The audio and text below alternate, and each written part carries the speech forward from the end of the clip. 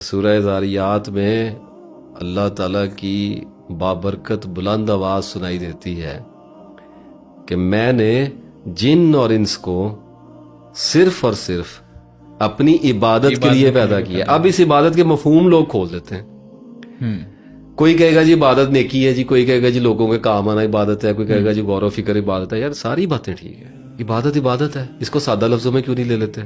अगर तो बगैर गौरव फिक्र किए, बगैर अपनी जात की पहचान किए, बगैर सोचे, बगैर इल्म हासिल किए इबादत पे गिरेगा तो जानवर है। ऐसे ही बता दिया कुरान पाक, बे सोचे समझे अल्लाह की आयतों पे जानवरों की तरह गिरते हैं। ना सोचा ना समझा, ये क्या इबादत है? अच्छा, अब एक बंदे ने कहा कि जी इस इबादत के लिए तो फरिश्ते भी बहुत है। कॉन्सेप्ट ये भी वैसे गलत है, फरिश्तों के और भी बड़े काम है। They are very busy. आमतौर पे उनको बड़ा वो समझा जाता है कि बस वो ऐसे ही बस इबादत के लिए है। They are very super intellectual beings हैं। वो नूरी मखलूक है, सरबुलंद मखलूक है अल्लाह ताला की, और अल्लाह ताला का सिस्टम चला रहे हैं वो। अब बात ये है कि एक आदमी निकला और उसने ये सोचा कि यार मैं ये मस्जिद में चला जाऊं और मैं ये नमाजें पढ़ी जाऊं, सारी रात नफल पढ़ी जाऊं, मेरे से तो नहीं होते। नहीं होते।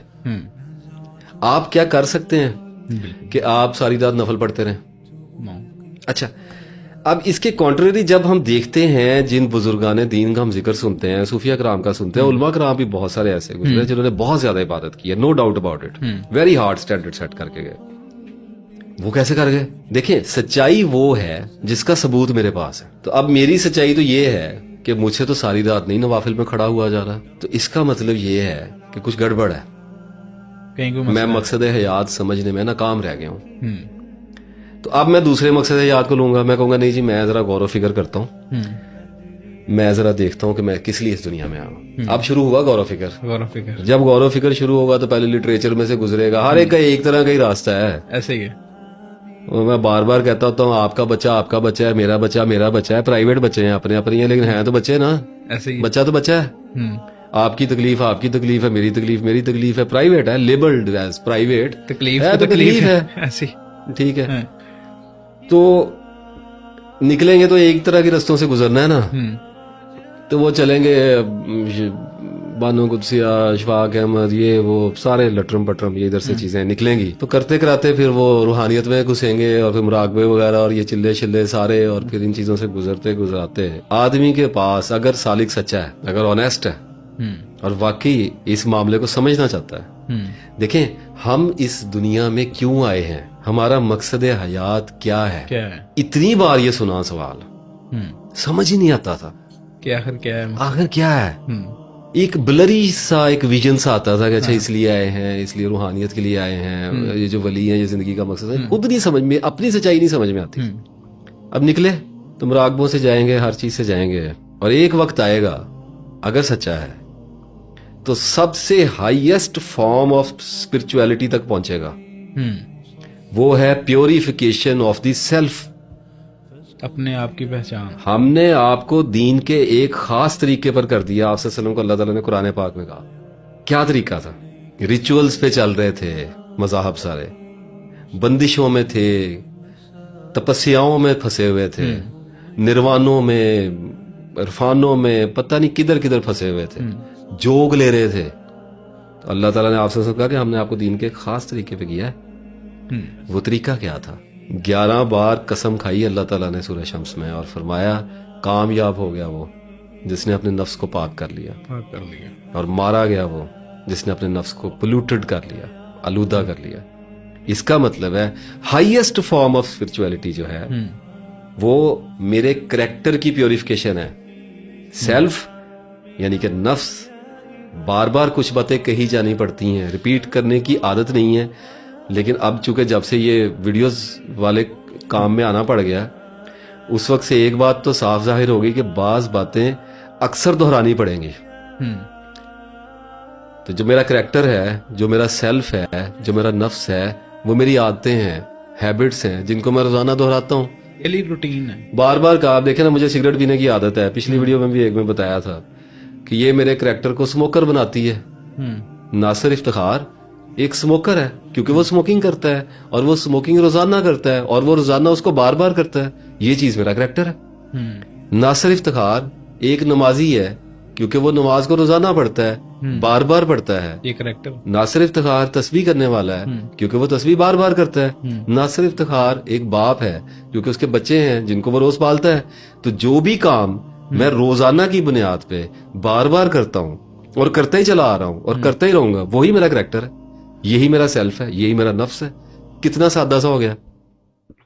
इसको अल्लाह ने कहा कि यार इसको जरा प्योरीफाई कर लो, इसके जरा खिलाफ जाओ, इसको थोड़ा सा जरा प्योर कर लो, हल्का सा, ज्यादा नहीं कर सकते कि बड़े गुनाहों से तो तुम बचते ही रहोगे तो छोटे तो तुम करोगे, अगर बच भी गए तो बड़े से करोगे ही। तो थोड़ा सा प्योरीफाई कर लो, थोड़ा बचने की कोशिश तो करो, तकवा गार्ड करो, थोड़ा सा पीछे हटो, रुको, जरा सोच के करो। तो ये स्पिरिचुअलिटी हो गई। अच्छा, अब मैं यहां तक पहुंच गया, यहीं पे आएगा बंदा। ये मैं आपको बता रहा हूं, अगर अड़ गया किसी जगह पे, मुराकबों में फंस गया, चिल्लों में फंस गया, तस्बीह को जिंदगी का मकसद समझ लिया, निर्वाण समझ लिया, किसी ने किसी को मकसद समझ, किसी ने अपने बाबे को समझ लिया, किसी ने किसी चीज को, किसी ने कुरान को समझा, किसी भी चीज पे जहां पे रुक गया वहीं पे फ्रीज हो जाएगा, रोक दिया जाएगा, सीज कर दिया जाएगा कि ये तूने मकसद समझा, इसी पे रुक जा, इसी पे रुक, आगे जाना है। अब आगे कहां जाना है? तो क्या चीज है जो आगे बढ़ती जा रही है? डेली रूटीन, मेरा नफ्स, आते हैं, जिंदगी। तो मैंने इसी के खिलाफ जाना है। ये जंग हर रोज मेरी लगनी है। सुबह उठते ही what's in stores for me today, it begins, ठीक है। और मैं इसके खिलाफ जाना शुरू हुआ। अब जो भी बंदा चलेगा वो ला महल्ला, if he is she is a true seeker, वो यहीं पे आएगा कि यार ये मेरा किसी चीज से कुछ नहीं मान रहा। और सर 20 साल तस्बीह करें, अभी कितनी लंबी वीडियो की थी तस्बीह के ऊपर, 20 साल तस्बीह करें, क्या बिगड़ेगा? जब तक आदतों के खिलाफ नहीं जाएंगे, दबाव पड़ता रहेगा, तस्बीह दबाव डालती रहेगी, बरकत आती रहेंगी, फ्यूज आते रहेंगे, लेकिन उसके साथ साथ दबाव बढ़ता रहेगा, गिल्ट बढ़ता रहेगा कि यार मैं तस्बीह करने वाला बंदा हूं, मेरे अंदर है पैड है, मैं तस्बीह करता हूं, मैं उसके बावजूद ये वाला काम कर रहा हूं, तो गिल्ट में ज्यादा जाता रहेगा ना। इतना गिल्ट बढ़ेगा कि आखिर छोड़ने पे मजबूर कभी ना कभी तो हो ही जाएगा, वरना फिर फेल हो जाएगा। तो तस्बीहात, नमाज, क्या कहा गया नमाज के बारे में? सूरह ज़ारियात डिस्कस की थी पिछली बार। क्या कहा? बुरे कामों से और फाशी से रोकती है, लोगों को रोक रही है, लगे हैं वैसे ही नहीं रोक रही है। तो क्यों कहा अल्लाह ने रोकती है? देखें, अल्लाह कहता है रोकती है, बंदे पढ़ रहे हैं नहीं रुक रहे। ये कॉन्फ्लिक्ट कैसे आ रहा है? अपने सेल्फ के खिलाफ जा ही नहीं रहे। अल्लाह ताला कहता है कि लॉजिकल लेके रोकती है, ऑटोमेटिक नहीं रोकती। लॉजिकल ये नहीं हो सकता कि आप 5 वक्त की नमाज पढ़े और आदमी कहे कि मैं पॉर नहीं देख सकता, मेरे अंदर से वो हिस्सी मर गई, मेरा सेक्स फ्यूज हो गया। How is it possible? तो अल्लाह ताला ने कहा कि रोकेगी अगर सच्चे दिल से पढ़ोगे, क्योंकि नमाज है, अल्लाह ने झूठी नमाजों का तो अल्लाह ने बात ही नहीं की ना। अल्लाह ने कहा नमाज रोकती है। अब एक बंदा कहता है या अल्लाह मैं तेरी नमाज पढ़ूंगा, वो पढ़ रहा है, अब उसकी जिबिलतें थोड़ा गंदमंद चल रहा है ना हर बंदे के अंदर ही। अब वो बेचारा इधर को होकर जरा आंख में आगे उसने कुछ देखा, अगर तो सच्चा है शर्म आएगी ना? आएगी, बिल्कुल आएगी। ठीक है, ढीठ बन जाएगा, माफी मांगेगा। नहीं क्यों नहीं देखेगा, माफी मांगेगा। फिर दोबारा से, हम सब्जेक्ट से थोड़ा सा हट रहे हैं लेकिन मैं इसको जरा एक्सप्लेन करना चाह रहा हूँ। फिर दोबारा जाएगा नमाज में, फिर दोबारा करेगा, फिर दोबारा जाएगा। तो नमाज रोक रही है ना? रोक रही है, बिल्कुल रोक नहीं, नजर आ रही है आपको नमाज रोकती? नमाज रोक रही, इस वक्त मैं आपको दिखा रहा हूँ नमाज रोक रही है। दो रिजल्ट पैदा होंगे, या वो छोड़ देगा, या रुक जाएगा, या नहीं रुकेगा। नमाज रोक रही है, ऐसे ही है। I think you are getting my point. बिल्कुल। Namaz is forcing to stop, रुक की कर रहे हैं, लेकिन आदमी कह रहा है अच्छा फिर हो गया, नमाज कहती नो प्रॉब्लम, अब रुक। एक म्यान में 2 तलवारें कैसे रखेंगे सर? रखी नहीं जाएंगी, नहीं रखी जाएंगी ना। तो कुछ लोगों ने रख ली है। क्यों रख ली? ढीठ बन गए, दिलों को जंग लगा लिया और कहा कि बस चलता है। तो उनको नमाज ने नहीं रोका, हालांकि नमाज रोक रही है, बिल्कुल ऐसे। ठीक है, ढीठ बन गए। अगर एक आदमी ये सोच लेता है कि मैंने सच्चे दिल से अल्लाह ताला की तलब में जाना है, उसकी दोस्ती को जाना है, तो अपने मकसद पे अगर गौर करना शुरू करेगा तो वो इन सारी चीजों में से गुजरेगा जिनका मैंने अभी जिक्र किया है। ऐसे ही। जब इनमें से गुजरेगा तो कहां पहुंचेगा हुजूर? वो बताएं जगह, आप बताएं। बेहतरी पे नहीं बताएंगे आप अभी।